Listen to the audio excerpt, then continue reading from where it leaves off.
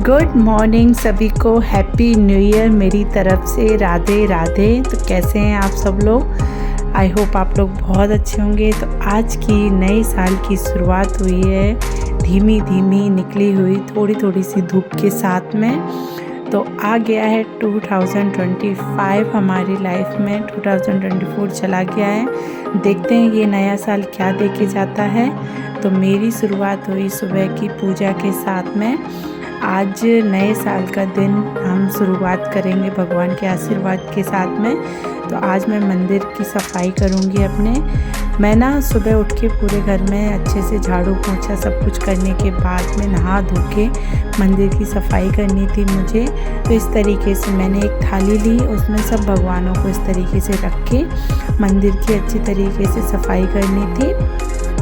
तो भगवानों को इस तरीके से थाल में रख दिया था मैंने और उनको रख दूंगी। फिर उसके बाद जो उनका बिछौना था वो हटाया। उसको हटाने के बाद मैंने ना गंगा जल लिया है थोड़ा सा। तो इस तरीके से रूमाल लिया है, भगवान का ही कपड़ा है ये जिससे मैं मंदिर साफ़ करती हूँ। उसमें थोड़ा सा गंगा जल डाल के अच्छी तरीके से पूरे मंदिर की सफाई करी। बहुत पॉजिटिव वाइब आती है मुझे इन सारी चीज़ों से। मुझे ऐसा लगता है कि सारी चीज़ें भगवान के आसपास ही होती हैं। उनकी ब्लेसिंग के साथ ही अपनी चीज़ों की शुरुआत में बहुत अच्छी होती है। मेरे यहाँ कोई भी त्यौहार होता है या कुछ भी, सबसे पहले भगवान की पूजा और आशीर्वाद लेती हूँ मैं। तो यहाँ पे मैंने बिछौना बिछाया इस तरीके से, चुन्नी और कपड़ा बिछा के, और उनका सिंहासन तैयार है। तो यहाँ पे भगवान को रख दिया मैंने। और उसके बाद मैंने नर्मदेश्वर और भोले बाबा का सब परिवार उनको नहलाया, उनको स्नान कराया। और मैंने आज भगवान को भी गरम गरम पानी से ही नहलाया है, क्योंकि ठंड अगर हमारे लिए है तो भगवान के लिए भी तो है। तो आज मैंने गरम पानी से भोले बाबा का सब परिवार और नर्मदेश्वर उनको नहलाया। उसके बाद उनका स्नान करने के बाद मैं उनको करूँगी श्रृंगार। और मेरे पास जो माता मैया है ना, उनके आज मैंने नए वस्त्र पहनाए हैं।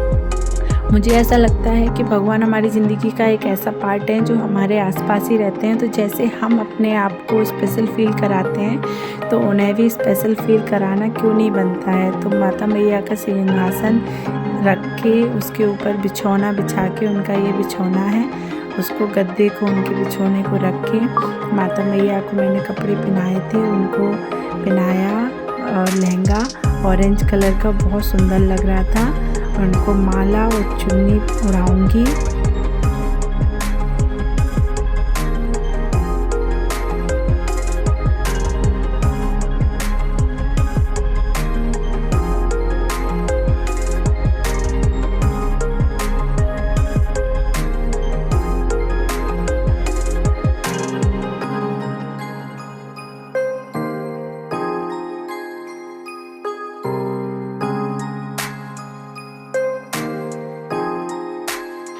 तो माता मैया को इस तरीके से निहार रही थी मैं, मुझे बहुत सुंदर लग रही थी वो। उनकी चुन्नी उनके सिर पे इस तरीके से बिठा के, उनका चेहरा मुझे नहीं दिख रहा था तो बार बार उसे सही कर रही थी। फिर इसके बाद कुमकुम लगाई उनको, और सिर्फ परिवार को भी श्रृंगार करके उनको बिठाया। नर्मदेश्वर महाराज का भी मैंने श्रृंगार कर दिया। इस तरीके से शिवलिंग का श्रृंगार करने के बाद नर्मदेश्वर, उनको ना मैं रुद्राक्ष की माला पहनाती हूँ मैं। रुद्राक्ष की माला से उनका श्रृंगार पूरा होता है। उसके बाद मैंने ना, आज मुझे इतना अच्छा लग रहा था ना सुबह सुबह, मैं क्या बताऊँ आपको। मुझे लगा कि नए साल की शुरुआत अगर ऐसी है तो भगवान प्लीज़ पूरा साल ऐसा ही रखना, बस आपसे यही कृपा है मेरी। तो यहाँ पे उनका श्रृंगार करके भोग लगाया। आज मैंने भोग में किशमिश और बादाम का भोग लगाया है। उसके बाद युग आ गया था। यहाँ पे युग को भी मैंने टीका लगाया, रोली टीका। वैसे वो टीका लगवाता नहीं है, पर वो आ गया था, मम्मा मुझे टीका लगा दो। तो उसको टीका लगाया, सुबह ही नहला दिया था आज मैंने उसे, बहुत क्यूट लग रहा था। तो यहाँ पे मंदिर की जलाया दिया अपने मंदिर का। बस इसी तरीके से दीप जलते रहें हमारे मंदिर में, हमारी तरफ से आपके लिए प्रभु, बस यही कृपा है। और सबकी ज़िंदगी में यही सुगंध फैली रहे जैसे इस बाती की सुगंध है। जो भी लोग हमें देख रहे हैं ना, बस उनकी ज़िंदगी में भी इसी तरीके से कृपा बनाए रखना।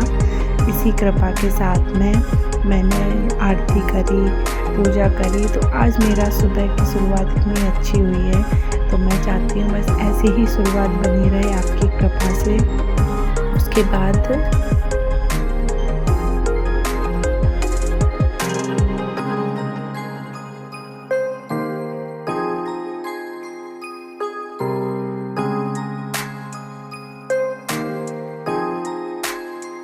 तो यहाँ पे मैंने जाप करे थे 108, जो मैं करती हूँ। 108 जाप करने के बाद मैं उठ के उसके बाद भगवान की आरती वगैरह करने के बाद पूरे घर में आरती दिखाऊंगी। तो मंदिर में इतना सुंदर लग रहा था ना मंदिर, आप देख सकते हैं मंदिर कितना सुंदर लग रहा है। उसके बाद पूरे घर में आरती घुमाऊंगी मैं। आरती घुमाने के बाद युग को भी आरती दिखाऊंगी। तो इस तरीके से शुरुआत तो बहुत अच्छी हुई है। देख सकते हैं युग बैठा हुआ था। अभी तो उसकी शैतानी थोड़ी देर के लिए आउट ऑफ कंट्रोल थी अभी। तो बस यहाँ पे ना युग की शैतानी अभी थोड़ी देर में उठेगा, वो करेगा। वो जितनी देर शांत बैठा है बस उतनी देर के लिए शांत है। फिर मैं यहाँ पे तैयार हो गए थे। आज वूलन वाले कपड़े पहन के ही राहत मिल रही थी, इतनी ज़्यादा ठंडा था ना। तो ये दोनों चीज़ें ना मैंने डेकाथलॉन से लिया था। अपर मेरा डेकाथलॉन का था, बॉटम मैंने ऐसी लोकल मार्केट से ख़रीदा था।